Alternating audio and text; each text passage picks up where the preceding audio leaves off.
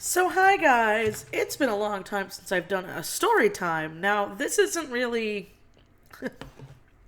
most of my story times are pretty negative. They're bad things that have happened. This is just an interesting experience. I don't see enough of these. And it does suck that sometimes these are harder to think of than when the bad shit happens. But I've been making sure that when I remember something funny or interesting that I've been writing them down to do more positive story times. Obviously, I'm not gonna be negative ones never fucking happened. But I just think it's a nice change of pace, a little something different. And so I did many months back a video where it was the first and last time I went to a midnight opening for a book or something along those lines. It's where I talked about my terrible I think it was Breaking Dawn. It was the last Twilight book. It's been so long. I don't remember what the last name was. I believe it was Breaking Dawn. And it was the last Twilight book coming out. So this isn't a book one though. That was the only one I ever went to, which is kind of depressing. But they don't really do those that much anymore. But I'm going to talk about a Harry Potter movie. Now, I'm obviously going to do spoilers for the movie and the book. So if you haven't read and or seen or care about Harry Potter and the Half-Blood Prince, don't listen to this video because I'm just going to randomly have spoilers go throughout it because it has to do with the story. So we're going to talk about a magical year of 2009. So I was still in high school. I was a sophomore in high school at the time. And when this movie came out, it was huge for me. I was the hugest Harry Potter tard. But fun fact, I actually did not read the books first. I saw the movies first. And then I read the first 3 books. And then there was that long ass time gap with the I believe it was after the 4th one. I don't remember the time again. I wasn't a big book nerd back then, so I wouldn't know the specifics like I would if I would now. But I was like, oh, whatever, I'll just watch the rest of the movies. The movies were coming out every single year, and they always came out in November, which was right around my birthday, so it was like a treat to myself. Was Harry Potter coming out. And so I used to go to midnight showings. My family was big on midnight showings. This was also a time where social media, the way it is now, it was still a baby. So you really didn't have to worry about spoilers unless, you knew somebody who was an asshole. You knew somebody who, they had seen it first and they were that asshole at school that would spoil it for you. It really wasn't to the extent that it is now, to where, a lot of people I have to see something the moment it airs, or I have to see something the moment it's out, or else I'm going to be spoiled online. I'm going to get the memes, I'm going to get the out of context spoilers, it's going to ruin the time for me. Back then it wasn't so much, but it was something because I loved movies. My family loved them. Not as much as me. I've always had a great passion for movies. And I remember, since I was in high school, this was the first time that a couple of my friends could go along. Now, I don't know if this is commonplace in other states, but I know in California, over the past few years, having reserved seating, I'd say probably around the past 4 or 5 years, that's becoming much, much, much more common. And unless you're going to a dollar theater, or a retro theater, they might not have that. But I've noticed that that's being very common now. And I was talking to a couple people and they've forgotten what it was like to, you have to get to the movie early, not to get the movie, but to get a good fucking seat. And so that was another reason why, we would camp out for midnight showings. This was legal, by the way. We weren't loitering or anything. Movie theaters would allow it. I don't know about little chains, but I know big chains would. So we bought our tickets for Harry Potter, and it was me and one other friend. We were the spot savers. We were gonna have some friends come later, but they did not want to wait 4 or 5 hours before the movie even started to do this. People would do this. This is how dedicated people were. And people still do it now. Not so much camping out because, like I said, of the reserve seating thing. Again, I don't know if that's popular out there, but I know it's huge out here to where even much smaller chains are doing you buy your ticket, you buy your seat sort of thing. And, unless you were handicapped, you didn't have a guaranteed seat, where they had the handicap seating and the helper seating. So my friend and I were there, and we thought we got there. I don't remember the exact time, but I remember we were there at least 4 or 5 hours before the movie started. And we brought a bunch of stuff. We brought makeup. We dressed up. We brought snacks. We were ready to be those people sitting there. We also, at the time, we both had, we had like our DSs. My friend brought books. My friend was the book nerd.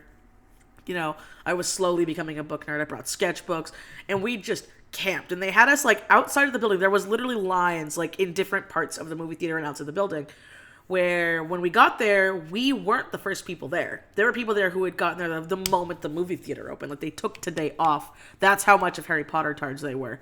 But now, other people did this for other movies, so it wasn't just Harry Potter people. Star Wars people did this for the prequels, you know.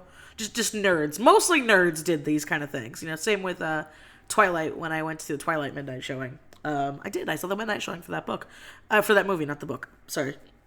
But we camped out, and I remember there was this, like, lady who, she wasn't front of the line, but she was still kind of in the movie theater, and we could kind of see her outside the building. And she had, this is the funniest thing I've ever seen. She had one of those, if you've ever been to, like a fancy-ish potluck, you know, or a buffet, where they have those, like, little tiny cans of, like, portable fire, and those little, like, stands that, like, keep the food warm. She had one of those in the movie theater. They allowed her to have it, and she was making a gigantic pot of mac and cheese. And everybody was, like, standing around, and there were people who were, like, tallying up, because the line wasn't too big being there, but it was a line, you know? And so they were like, hey, I can go to, I think it was Walmart or something, and I'll get a bunch of paper bowls, so is it okay if we split your mac and cheese, lady? Because it was a big pot. She's like, yeah, I brought this for everybody in line. And so some people were, like, saving spots for other people while they went to go get supplies, and we ended up having this, like, little mini potluck outside the line, you know, in the movie theater, half outside, for Harry Potter and the Half-Blood Prince. More people were showing up, and they were walking past the mac and cheese lady. No one complained on her. So, you know, and she wasn't rude, and she wasn't, like, in the middle of the movie theater, like, we were pushed against the wall, so, you know, people could still go through, people could still see other movies. But it's the funniest thing. People were bringing drinks, people were bringing, like, board games, stuff to do. There were some people doing, like, Harry Potter trivia. It was really, really fun. And this makes me sad, because I know it sounds sad. This is a sad thing saying this. But I feel like if that was done today, because of the fact that everyone's on their smartphones, and I am one of these people, I don't think there would have been that much, like, community. Smartphones were a very, very new thing. You know, going online on your phone, if you didn't have a BlackBerry back then, was huge. It, like, and your bill would cost so much, so people wouldn't really use it. I remember to where when people wanted to tweet something, they'd have to, like, text a number on their phone, you know? Even though it wasn't that long ago, it was old enough for some people, so we all, like, played games and had a computer, and it was a great time, and those hours flew by like crazy. And then our friends showed up, like, you know, about an hour or two before the movie theater did, and they sat in line with us, and they didn't get any of the mac and cheese. The lady was still there with her pot, and she just kind of, like, I remember she asked, like, hey, can someone save my spot while I go put my stuff away in my car, because she didn't want to, like, take it into the movie theater, because we all ate the mac and cheese, and we all had the soda and stuff. And we were like, yeah, and it was so funny. The line was, like, clapping. So my friends come to, like, why the fuck is, like, who is this lady? Like, do we know her? And it's like, no, but she was the hero of Harry Potter and the Half-Blood Prince midnight showing back in 2009 in a movie theater in California. And, you know, we told them about, like, the trivia. We told them about, like, how everybody was kind of working together. We were talking and explaining nerdy things. And my friend who I was with, who sat with me the whole time, she and a couple other people were, like, doing book comparisons of, like, theories of what the movie was going to have, because I hadn't read the book at the time. And then we all went into the theater when it was time to go in, and I remember, like, people stopped and asked the mac and cheese lady. They were like, hey, because she was a lady. She wasn't a teenager or anything. She was kind of like a mom. And, you know, I remember, because normally when these things happen, people fucking rush, like, bum rush for the best seats. But because she wasn't the first in line, but she was, you know, close.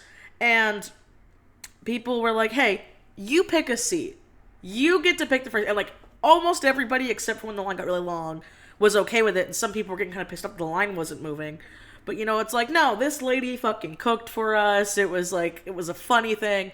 And she said very thank you. And she went and she sat down right in the smack dab middle of the theater, and other people sat around her. And me and my group got to sit in a decent row. We didn't get like best seats, but we got a decent row.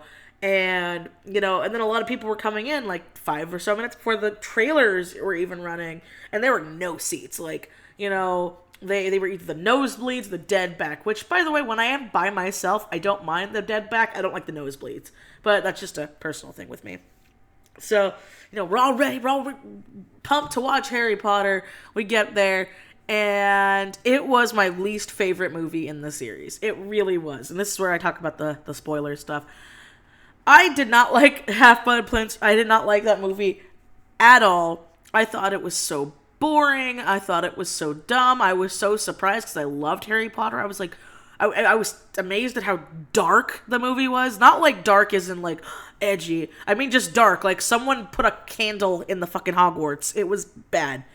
And I remember people being like, oh, it was so good. It was so good. And I remember being like, did we watch the same movie? And then years later, when I finally read the book, I'm like, oh, that explains everything. Like, no wonder it's a good-ish movie to people who read the book, because everything that I was fucking confused as hell about, everybody understood. Everybody understood. And I remember being like, oh my god, that makes so much sense. And so Half-Blood Prince is now my favorite book, but it's still my least favorite movie.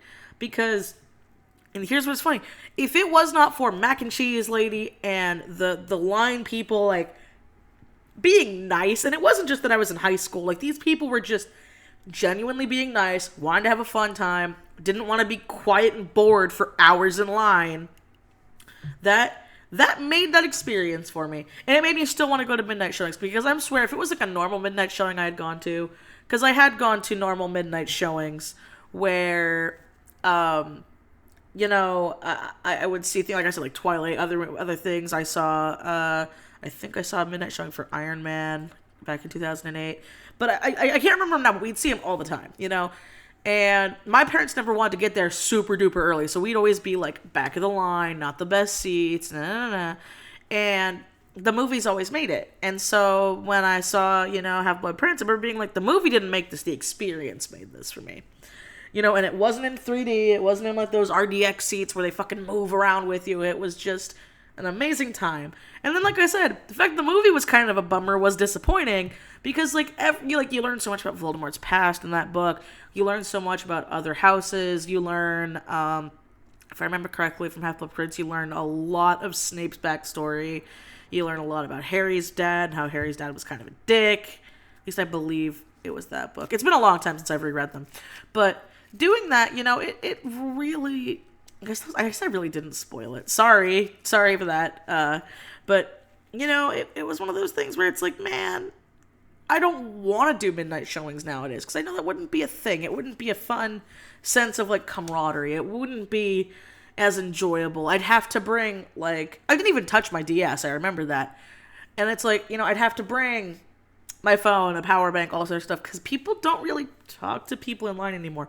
Obviously, don't be like creepy stranger danger-y thing, but it's like, does anybody understand what I'm talking about? How it's like, waiting in lines now are kind of more boring than how they used to be, unless I'm just showing my age here, because, people would be like, no one likes standing in lines. I don't care what anyone says to be like, oh, it brings the hype up standing. No one likes standing in a fucking line 4 hours to get something, even if they're a big fan. No one likes the line setting. They like the thing they're waiting for. So having a nice sense of community really did help. And, it also would have been one of those things where it's like, if it was done again now, I wouldn't be excited to see Harry Potter. I'd be like, I need to see it because I'm going to see the spoilers everywhere on the fucking internet. So I know normally I end my things like a happy thing, and it seems to be ending with a negative thing. So I'm going to go back and do a happy thing.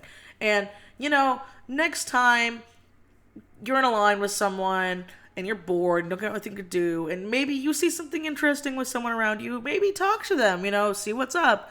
You guys are obviously still seeing the thing, even if it's for a couple minutes. You never know what kind of conversation you're going to have. Obviously, if you get creepy vibes or stranger danger, don't. But you're not going anywhere. I don't see why there's much of a point. But I don't know. that's me. I'm rambling. I hope you guys enjoyed this story time, and as always, I will see you next time. Bye!